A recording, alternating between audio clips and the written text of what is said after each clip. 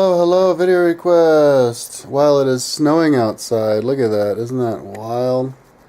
May 11th. So, video request on morality. Hi, Kyle. Would love it if you would make a video saying whether you believe morality is relative or universal. In other words, if an employer treats employees unfairly by not giving them cost of living raises, is it okay for the employees to steal from the employer to make his ends meet? Thanks for all the great videos. So, morality. What is morality? What do I think about morality? Do I believe morality is relative or universal? So, yeah, giving examples is great. I love the examples. So here's an example. If an employer treats employees unfairly by not giving them cost of living raises, is it okay for the employees to steal from the employer to make ends meet? No, that is not okay. That kind of thing happens in Chile a lot, where the boss kind of like does shenanigans with the workers, and then the workers steal shit from the boss, and blah, blah, blah. And then you have to put in place all of these like security measures, which make the whole living experience less streamlined.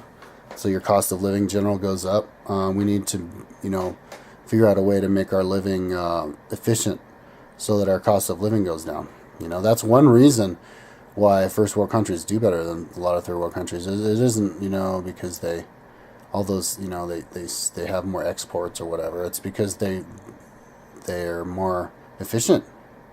They trust each other better, more. In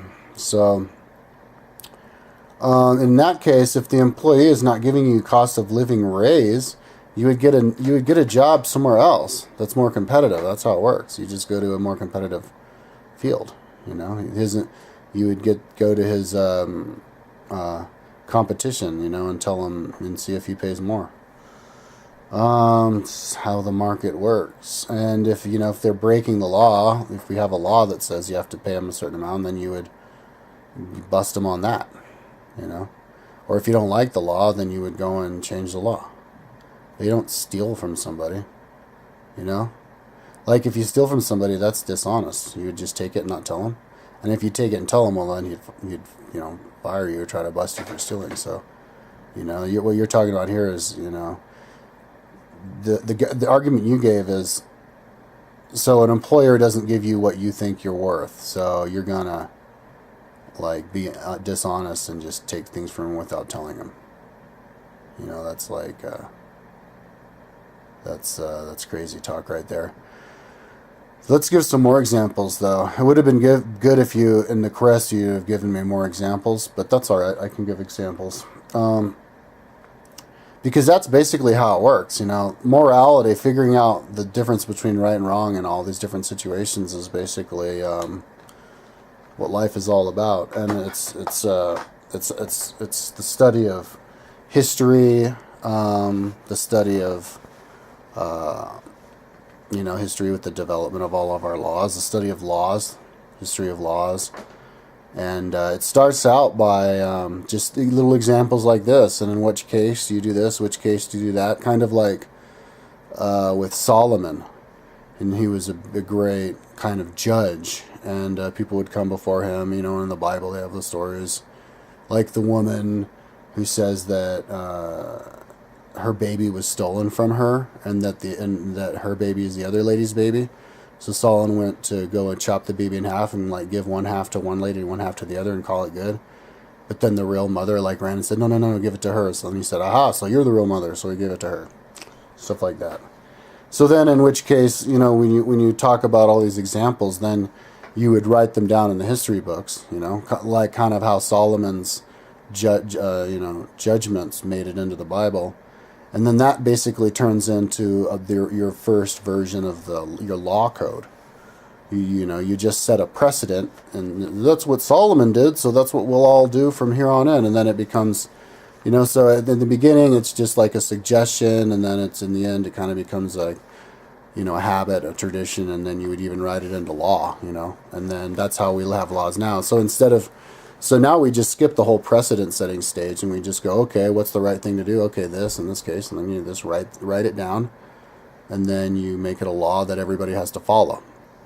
That everybody has to follow, because it's kind of like that eye for an eye, tooth for a tooth idea, but only working in practicality.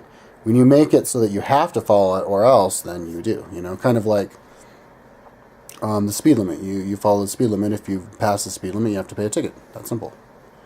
So yeah, we just turn tradition into laws, and so if you want to have a discussion about morality, the best thing to do is to just come up with all sorts of different examples, and but mainly morality is when you're going to have the conversation about this and the difference between right and wrong and laws, everything is to focus on the developing stages of everything, and now is a great time in history to focus on this kind of stuff. The cutting edge, where you start making predictions on what laws will be in the future, what the moral code of everything will be in the future, and then break it up, 5, 10, 20 years, and then in a utopian world, like 1,000 years in the future, and so you would try to structure laws based on what the future is, like what would the laws be in the future, and how should people be in the future. So you're talking, the example you gave has to do with income inequality. And there's lots of laws having to do with that genre of politics. Get money out of politics, vote for the proper politicians if you have enough spare time on your hands, become a politician yourself, be transparent in what your political ideas are, share your political ideas on the internet, in every way you have the time to do, and fix the income inequality that way. And then you can go into the whole genre of theft, and then also the whole genre of dishonesty, lying, being sneaky behind people's back. There's a whole the example you gave. Like if somebody insults you in front of a bunch of people, is it okay to retaliate by then talking trash behind their back to all the people who insulted you in front of them? You know what I mean? That's kind of similar to the example you're getting here, because that's kind of retaliating something honest up front, the people giving you a certain salary, by being sneaky. The person insulting you in front of everybody, so now you're going to be sneaky and you're going to get them.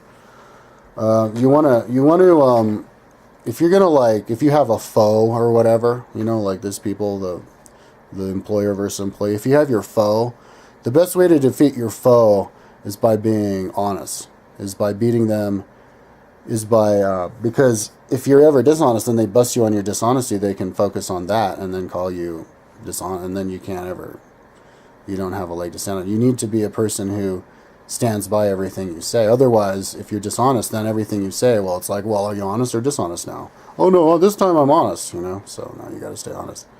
So you can't, and stealing is dishonest, unless you're going to, because you can't steal and tell them that you're doing it, because then they'll just bust you for it, legally. So stealing, you have to be dishonest. So no, you got to be honest.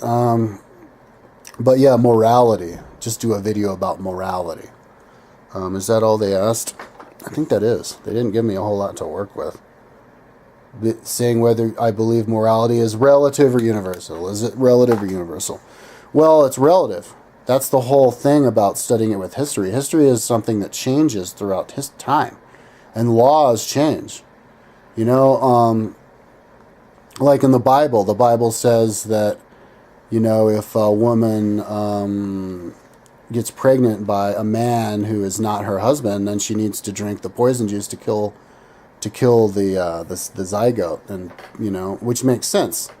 That's a great thing to keep society, so that because the husband would kill the baby anyway, and then it would cause problems, and so it's better that the woman has and he wouldn't love the baby, and child mortality was so high then, so it's better just to have the baby with the real husband. But then in future, Well, yeah, you should keep it legal to, if a woman wants to have an abortion, but like, don't make it like a law that she has to have an abortion. Like laws get a lot less stringent as time goes on. Because like in the past, you'd have the death penalty because you couldn't store people, or you couldn't, make them slaves because within your society, or sell them off as slaves because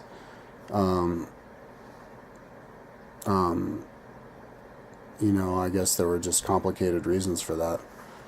You couldn't have them slave within your own community because everybody knew them and they'd hold the resentment. And that you couldn't store them just doing nothing in the dungeon, too expensive. And you couldn't just sell them off to somebody else because they didn't have that kind of trade. So you just have the death penalty.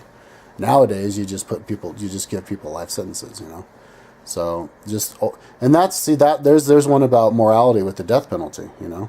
Death penalty is immoral because it propagates a culture of vengeance, and we shouldn't be a culture of vengeance. We need to be a culture of forgiveness if we're going to, be a Christian nation, or at least we're not a Christian nation, but if we're going to be like just a moral nation, with good, basically following the good morals taught by all the different religions. So good people all agree on. So, get rid of the death penalty.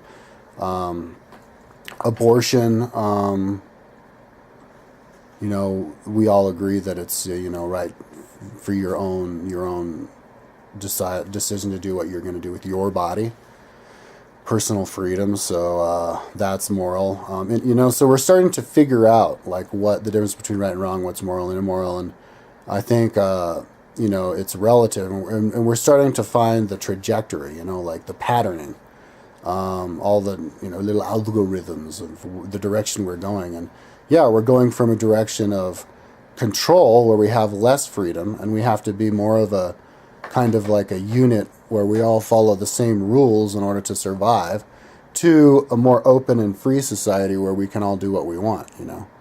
So like if you get busted stealing, there's a certain fine you pay, you go to jail for a certain amount of time, and then you're free and it's good. We're more a lot more fine-tuned in that way. Where in the past, if you steal, you could cut off your hand so everybody knows you're a thief, and then some people know you can't steal. Because I guess if the consequences were less hard than that in the past, then people would just keep stealing. You had to, and we didn't live back then. I mean, who are we to judge what were the right and wrong laws were 2,000 years ago? We didn't live in those days. It's a really complicated subject to talk about. So to cast judgment and say that they're like not, they were idiots back then or whatever. It's better to just go, okay, that's how it was and that's how we were in those times. But and then once we got to this level, we changed the laws. Like when we have a nation full of illiterate people, we have monarchies, because the illiterate people, all they know is how to farm. But once they learn how to read and write, they know the difference between the different leaders, and they can participate in the decision making of who's going to be the leader. And then as they get even more illiterate, they can take part in decisions of which kind of laws to write. Like here in America, we all decide on which laws to pass. In our state laws, like legalizing marijuana, that was a decision we all made. It wasn't a decision that, the drug enforcer appointed by the governor made, And so that's kind of how and so we go in the future, that's the trajectory. So in the future, we more democratic. So instead of Obama appointing people to be on the Supreme Court who then make laws interpreting the Constitution, we would all interpret the Constitution and vote on the law, and debate how much it follows the Constitution. And we would all vote on laws like that instead of having the Supreme Court make decisions. And it's better that way anyway, because the Supreme Court, now they're just monkeys to the politicians, and they're sellouts. They made that decision just a couple of weeks ago, making it so that they could discriminate on the internet. They could.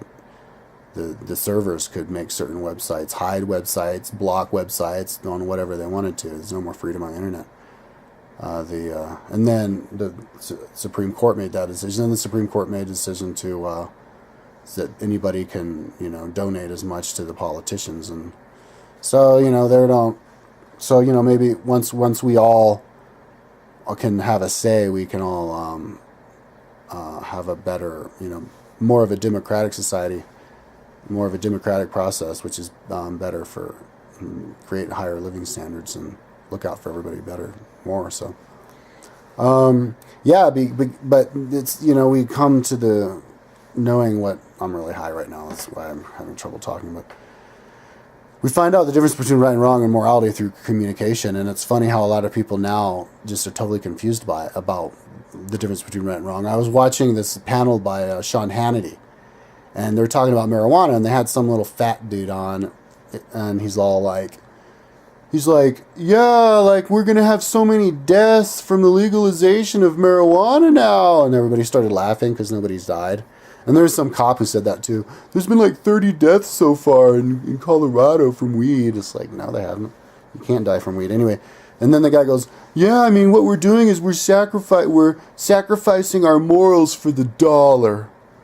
And then everybody's like, huh? He's like, yeah, sacrificing morals for the dollar. I saw a clip from Young Turks. So it's like, this guy, it's like, how are we sacrificing our morals from the dollar?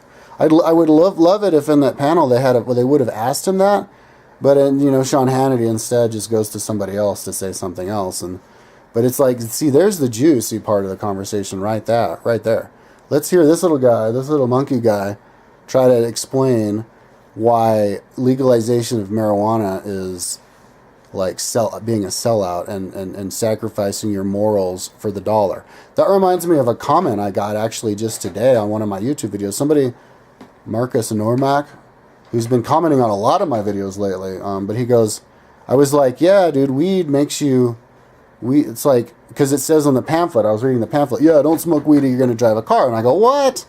Weed makes you a more safe driver because it makes you go slower, more careful because you're stoner pace, And then he comments, he's like, what? Weed's everybody's problem if you get stupid stoners on the highway causing accidents. And it's like, whoa, you just skipped a bunch of arguments. You went from A to Z. This like the little guy, he's all saying that we're sacrificing morals for a profit. Well, it's like, hang on, how? Like, please explain. See, because now we haven't even begun the conversation at this point. All at this point we've done is we've established the positions. He thinks marijuana is immoral. And other people who think marijuana should be legal obviously think marijuana is moral. Now, he is going to he thinks that by him saying that you're sacrificing morals for the dollar, that's I mean, you would have to be sacrificing them. Smoking weed would have to be immoral in the first place. So first explain why you think weed is immoral. Then you can go on to this thing about how it's sacrificing morality for the dollar.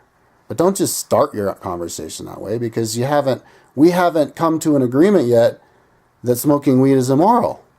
That's the argument. The guy shouldn't have even said that. What if he was smarter? And obviously he's not smart because he's making us. He's starting a conversation halfway through. If he was smarter, he would have gone, "Hello, I have something to say. Yes, I think smoking weed is immoral." And, oh, really? Oh, okay. Why? You see, it's a panel. If all they want to know is what his position is, then they would have people vote. But we already know what people's positions are from the polls and the voting records. If you're going to have a panel, that's where we people are supposed to give their reasonings for things.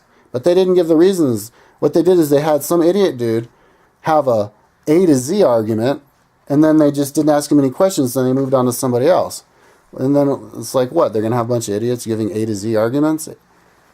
Like logical fallacies and false equivalencies and all this shit on top of each other, making themselves look like idiots to smart people. I mean, it's funny that stupid people can watch Fox and listen to these people and then just go, oh yeah, I guess that's how they talk to each other. They're just retards. People who watch Fox are fucking retards, dude. Here, let me get sidetracked really quick and just go off on Fox, and then I'll get back to where I was talking about. But God damn, dude. I was I watched a documentary by Oliver Stone. Okay, it's called War on Democracy, and he starts. And it's it's about our media and how we just demonize democratically elected people in other countries, and we support terrorist operations with the CIA and all this kind of stuff. So anyway, he starts with an example of Fox News, and so there are Fox and Friends. Gretchen, I can't remember, and then the stupid old looking guy, the two old dudes, and then the bimbo in the middle with the legs out, and they're all, hey, did you know that Hugo Chavez is a narcotics addict? Yeah, he chews on cocoa leaves every morning. Oh no, oh yeah, and the dictator in Bolivia does that too. Oh, he's a dictator, is he? Is he a dictator? Yeah, she just looked so stupid, and I was like, oh my god, who's this bitch? So I found out who she was, Gretchen something or other. And then I YouTubed her because I wanted to see her. I was thinking about seeing her say a whole bunch of other retarded shit. There's a bunch of stupid shit, but there's a lot of videos, though, up on Fox, because Fox, a lot of people watch Fox, of people who upload videos of her talking, and there's like fan videos of her just saying nonsense. But if you read the comments, it's like, oh, she's so hot. She's a hottie. I love those legs. Look at them, their legs. And see, that's why if you read the comments on Fox, this is fascinating. If you read the comments on Fox, because there's lots of Fox News videos on YouTube from fans, from people who watch it, not just people making fun of it. There's idiots watch YouTube too. They don't just watch TV. Anyways, and if you read the comments, dude, on the Fox, instead of if you read the comments on the Young Turks with Anna Kasparian or like Breaking the Set with Abby Hartman and stuff. You read the comments and they're talking about the comments, and every once in a while they're like, "Ooh, Abby's hot" or whatever. But they're always talking about the issue. Well, on Fox, they're talking about a whole bunch of bullshit. But instead of talking about the issue, they're like, "Oh, she hottie. Oh, I love them their legs. Oh, she's so hottie." So it's like Fox, and they know what they're doing, dude, because they're pandering to the lowest common denominator, and these people just love to watch their legs. I mean, they like to watch their news and their legs at the same time. I don't know why they can't separate it out and go jack off to like female athletes or whatever and then go watch the news and separate it. But maybe they feel like they're perpetrating a sin against God by like looking at porn. So they have to get their porn from their news so that they don't actually watch porn at all. So they don't have to feel guilty about, perpetrating sin against God. I don't know. That's just a theory, but yeah, dude, it's funny. But anyway, so let's get back to what we're talking about. So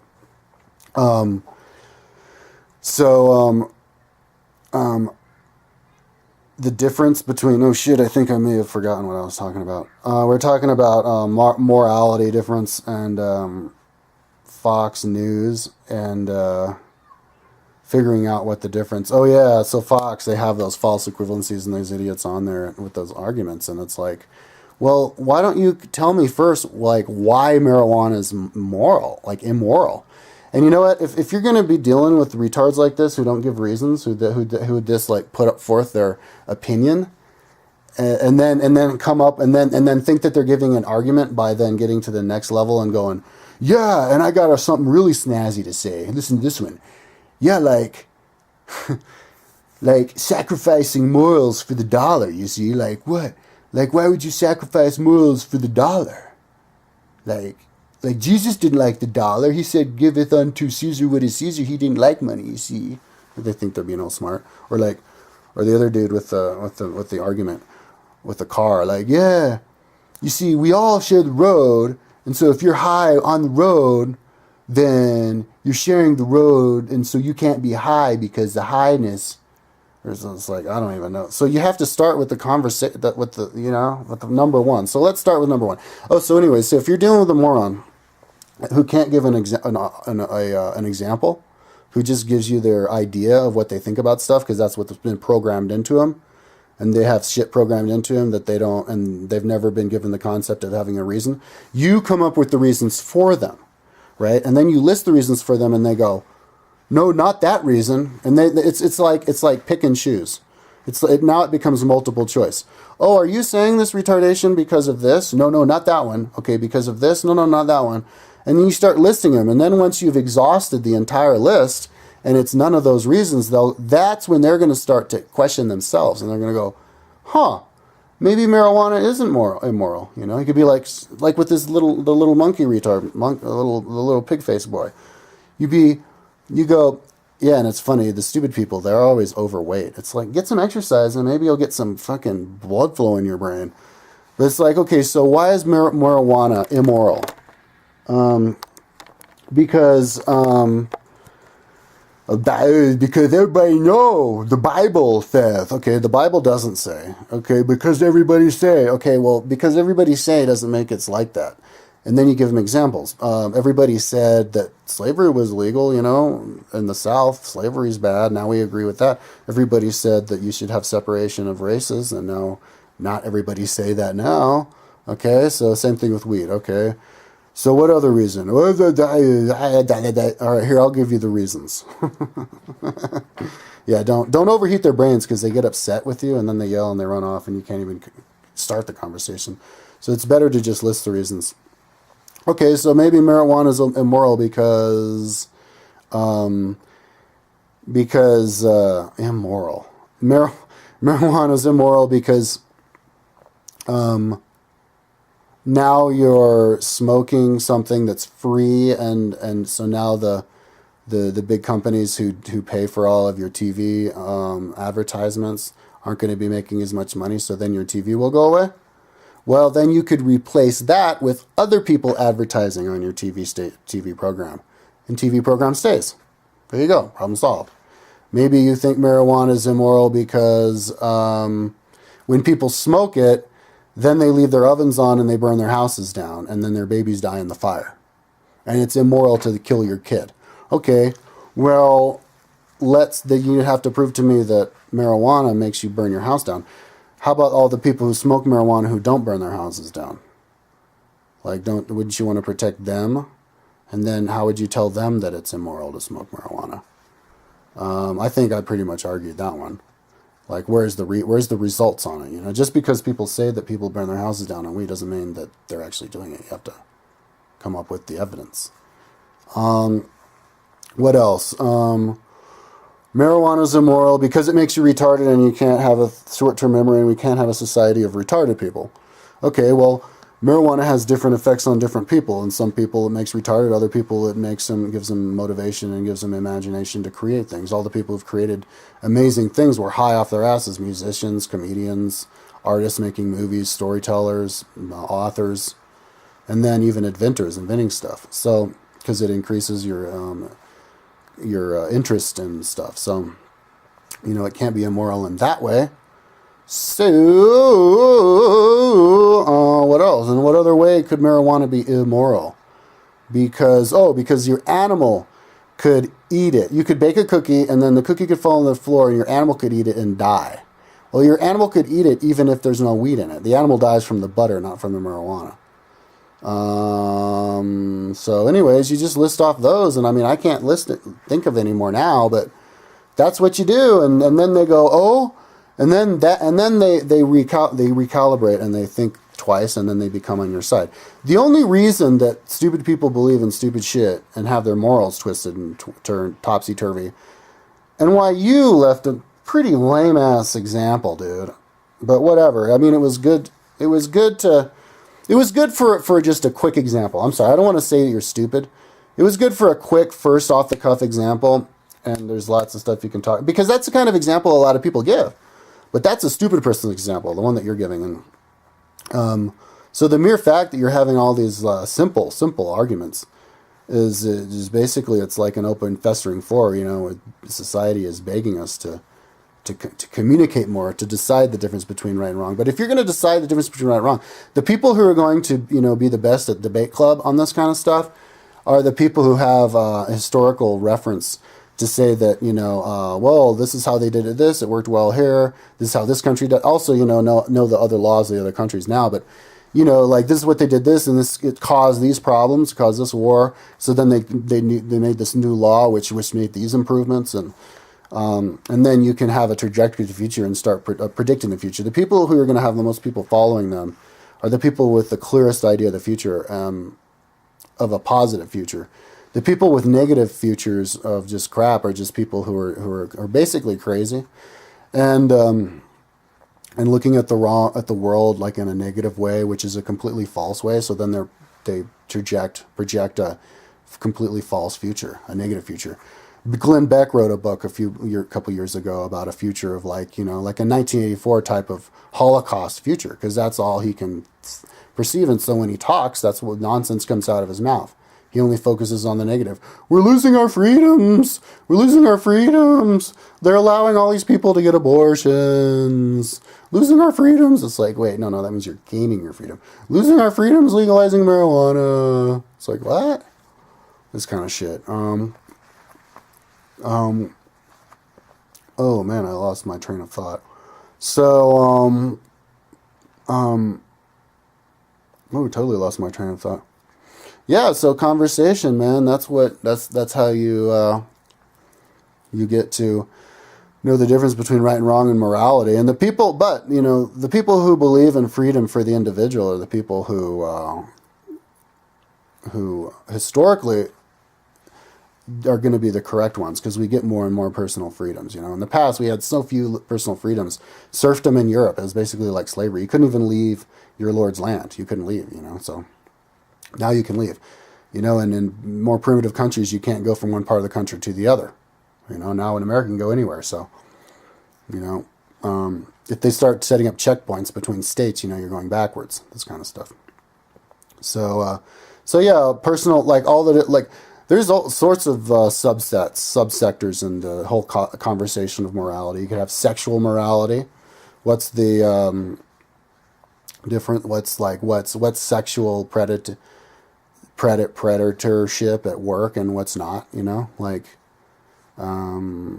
Is it moral to show a picture of a naked girl to somebody without notifying that they're naked first? Little things like this. Like, for example, that particular argument, I would say, no, it's not moral to do that, because a lot of people in society get offended by nudity, because, that's how we are. We're programmed to be offended by nudity.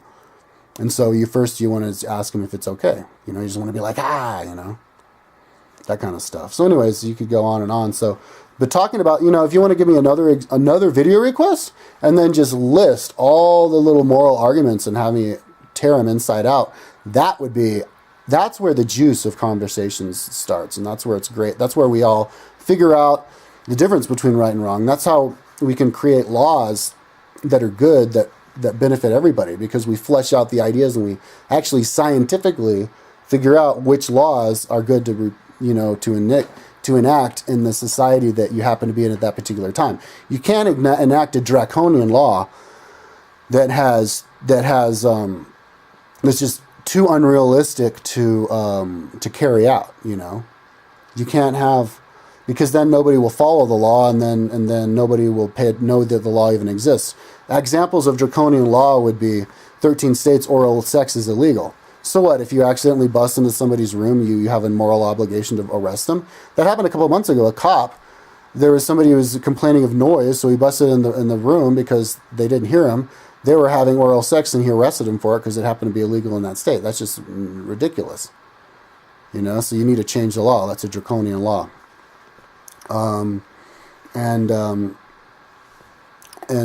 you have to have laws that people can follow, but you also have to have laws that keep people in line. You can't have it so that people are too free so that they're always stepping over each other and always calling the cops, and everybody's like arguing over what's the difference between right and wrong is. You have to have a specific set of laws. So, but to arrive at all that is through communication and conversation, and the most amount of number of voices contributing to that, the more we'll understand about everything. Because if you have stupid people saying stupid shit, contributing, because you want the stupid people to contribute to stupid shit, but you have them, it'll just be a voice of nonsense that will be, everybody will know exists, but it won't have any weight in determining what the actual law will be.